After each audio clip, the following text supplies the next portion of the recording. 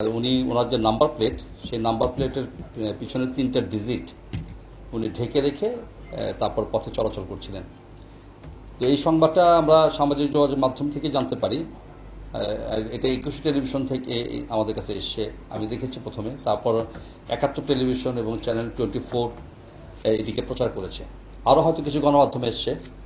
তো থাকার পরে সঙ্গত কারণেই আমাদের কাছে একটা প্রশ্ন জাগলো যে এই জাতীয় অপরাধ অথবা যদি এই জাতীয় প্রতারণার কার্যক্রম যদি চালু হয়, তাহলে দেখা যাবে যে এটা আসলে ধীরে ধীরে অনেক লোক হয়তো এটাতে অভ্যস্ত হয়ে পড়তে পারে। তো এরপরে আমরা এটি নিয়ে আলোচনা করি এবং ওই প্রতিবেদনটা যথেষ্ট পরিমাণ বিভিন্ন গণমাধ্যমে প্রচারিত হওয়ার পরে আমরা আসলে এটা নিয়ে কাজ শুরু করি। এবং কাজ শুরু করার পরে আমাদেরকে প্রচুর কষ্ট করতে হয়েছে এই বিষয়টা ফাইন্ড আউট করতে। কারণ দেখবেন যে ছবিটা এসছে, সে ছবিতে কিন্তু আমাদের কোনো চেহারা আমরা তখন পাইনি। আমরা পরবর্তীতে যেহেতু রিপোর্টে পাইনি, কিন্তু আমাদের তো ঢাকা শহরের প্রচুর জায়গায় আমাদের সিসিটিভি ফুটেজ আছে। তো এগুলো নিয়ে অ্যানালাইসিস করা, সে মোটরসাইকেল, একই ধরনের মোটরসাইকেল থাকে, নাম্বার প্লেটগুলো মিলানো। তো এটি নিয়ে অনেক বড় একটি কাজ করার পরে আমরা গতকাল আমরা সক্ষম হয়েছি যে কাজটা করেছে তাকে ধরার ক্ষেত্রে। তার নাম হচ্ছে লাবলু হক, বয়স 38। তার পিতা হচ্ছে আব্দুল হক, মাতা হচ্ছে আনোয়ারা বেগম, এবং সে লালবাগের একজন অধিবাসী। আমরা তথ্যগুলো আপনাদেরকে বিস্তারিত দিয়ে দিব। তো আমাদের ক্ষেত্রে আজকে আপনাদেরকে জানানোর প্রধান উদ্দেশ্য, যে কারণে আমরা কাজটা করেছি, সেটা হচ্ছে যে দেখেন, আমরা ট্রাফিক কে একটা শৃঙ্খলা ফিরিয়ে আনার জন্য সবাই কাজ করছি। এবং আমি নগরবাসীর প্রতি অত্যন্ত কৃতজ্ঞ এবং আন্তরিকভাবে ধন্যবাদ জানাচ্ছি যে এত স্বল্প সময়ে এই নগরে চলাচলকারী যারা রয়েছেন, যারা সড়ক ব্যবহার করেন, তারা ভীষণভাবে আমাদেরকে সহায়তা করছেন। আমরা আমরা আমরা ভেবে নিয়েছিলাম যে হয়তো আমাদের মাস 6 লাগবে যে এই অভ্যস্ততায় চলে আসতে, কিন্তু আমরা আশ্চর্য হিসাবে দেখেছি যে এটি জাস্ট 15 দিনের মধ্যেই আমরা একটা খুব বড় ধরনের একটা পরিবর্তন আমরা দেখতে পেয়েছি। এই পুরো কৃতিত্বটা কিন্তু হচ্ছে এই নগরবাসীর। ধীরে ধীরে সড়কে একটা শৃঙ্খলা ফিরে আসছে এবং আমরা চেষ্টা করছি। এবং আমাদের কাছে সবচেয়ে ভালো লাগার একটা দিক হচ্ছে যে ঈদের যে ছুটি গেল, তখন তো রাস্তা তো যানবাহন শূন্য ছিল অনেক ক্ষেত্রে, অনেকাংশে। তখনও কিন্তু আমরা লোকজনকে দেখেছি যে ট্রাফিকের, সড়কের এই শৃঙ্খলা মেনে চলতে। তো আসলে আমরা উন্নত বিশ্বের মতো এটাই তো চাই যে আমাদের সড়কগুলোতে শৃঙ্খলা ফিরে আসুক।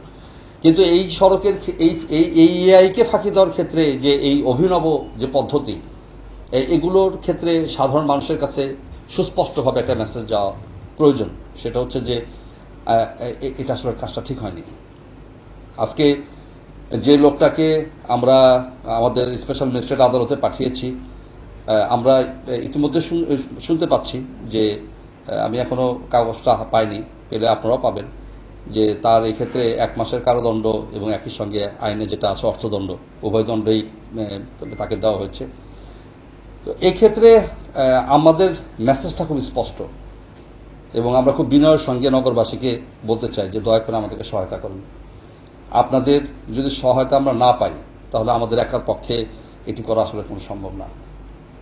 আর যে ব্যক্তিটি করেছে, আমরা ইচ্ছা করলে নিয়ে আসতে পারতাম, আপনাদের সামনে হাজির করতে পারতাম।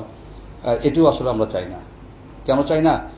যে কোনো বিচারের সঙ্গে আমার কাছে মনে হয় যে মানবিকতার একটা সম্পর্ক থাকা উচিত। এবং নিশ্চিতভাবে যে তার পরিবার আজকে কষ্ট পাবে, তার আত্মীয়স্বজন কষ্ট পাবে, সে নিজে কষ্ট পাবে এই অপরাধটুকু করার কারণে। তো আমরা সবার কাছে একটা মেসেজ দিতে চাই যে মামলার সংখ্যা বাড়ানো, কাউকে বিচারের গোড়ায় দাঁড় করানো, কাউকে সাজা দেওয়া, এটি কিন্তু আমাদের কোনো উদ্দেশ্য না।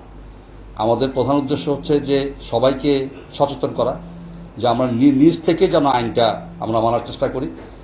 তারপরও যে ব্যত্যয় হয় না তা না, ব্যত্যয় তো হয়, এবং ব্যত্যয় যেখানে হবে সেখানে কিন্তু আইনের প্রয়োগ অত্যন্ত কঠোরভাবে আমরা এই জিনিসটা দেখব।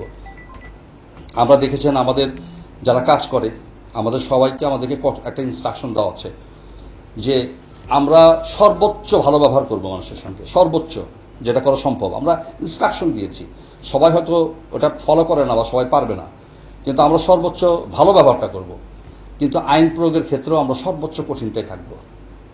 তো সেইভাবে আমাদের যাত্রাটা মাত্র শুরু হয়েছে, নতুন একটা প্রযুক্তি এসছে, মানুষ অনেক চেষ্টা করবে অনেক কিছু করার জন্য, কিন্তু আমরা সার্বিকভাবে সবকিছু সহায়তা চাই।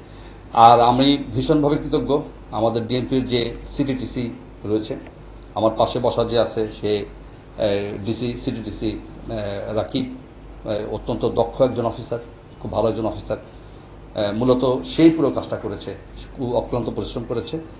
তো আমার কাছে মনে হয় যে রাকিব যদি আমাদেরকে একটু বলে যে কিভাবে এই জিনিসটা সে উদ্ঘাটন করলো, তাতে আমাদের যে ঢাকা মেট্রোপলিটন পুলিশের যে কোনো অপরাধী হোক না কেন, সেটির যে উদ্ঘাটনের যে সক্ষমতা আমাদের অনেক বেড়েছে, এটিও কিন্তু এই ঘটনা কিন্তু তার একটি প্রমাণ।